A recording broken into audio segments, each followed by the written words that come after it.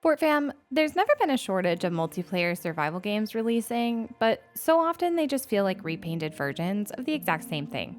And while I don't necessarily mind that if it's done well, sometimes it leaves you feeling as though you should just stick to the greats, like Minecraft and 7 Days to Die.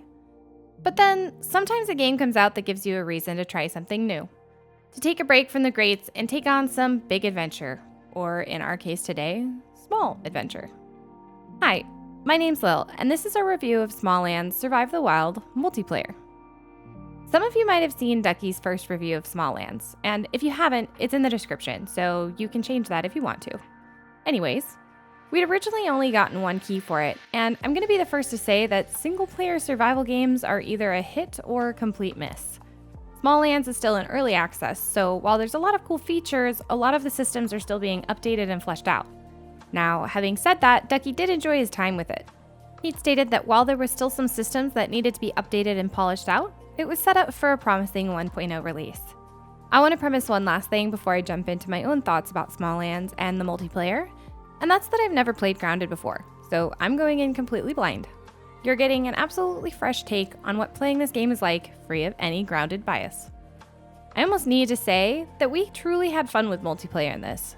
Even after putting out this review, Ducky and I both agreed that we'd like to experience more of Smalland's together. It's likely that you'll see some hilarious clips of us falling to our deaths or getting hard camped by a swarm of bees on a cliffside, slowly and eventually dying and resetting to spawn due to them tearing our mini camp apart. I might not have experience with Grounded, but I'm an avid survival player. From 7 Days to Die, The Forest, Don't Starve Together, Stranded Deep, you get it. I love the genre, and Smalland's is a fantastic addition to it. The best way I can compare Smalland's is to a movie, and that movie would be epic. The idea of being a little fey creature walking among the bugs and helping control the ecosystem of the world is exactly the vibe you get from this game. You'll be battling it out with creepy ants and giant beetles, and should you choose to do so at night, there'll be enraged bugs set on bringing your head home as a snack. Nighttime or not, you'll need to be careful where you're walking, as hordes of ants, bees, or wasps are waiting around every corner. You might feel safe on the ground, but the second you look up, you'll realize you're not. There's also the occasional storm that will have you sitting in your base, praying it doesn't decimate the complex stair network you just worked so hard to build. And after all that, you have actual quests to go talk to different people in the forest, build up your armor, base, crafting recipes, and start taking on the bigger and badder bugs.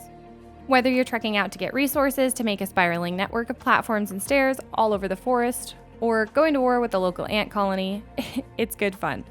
Yes, some of the animations are unpolished, and we haven't put enough time in to see what the game is like after 40 hours, but a lot of survival games either capture you from the start or have you quitting after 5 hours. And at least Smalland's has retained our attention enough to want to see what 40 hours looks like. Again, this game is still in early access, so we're not going to officially rate it, and yes, the 1.0 release is coming in just over a week, so it will get our official rating soon. But for now, we're having fun. If you don't mind the early access label and need something new and fresh for you and your friends to have a good time, then definitely keep an eye on Smalland's. Maybe pick it up on the next sale if you're still unsure, but there's plenty of fun to be had and you can expect future content from us on it, so hit that subscribe button if that interests you. That's going to be it for our review, but check the description as we have over 2 hours of gameplay showing off the multiplayer coming soon. Thanks as always for watching, and until next time.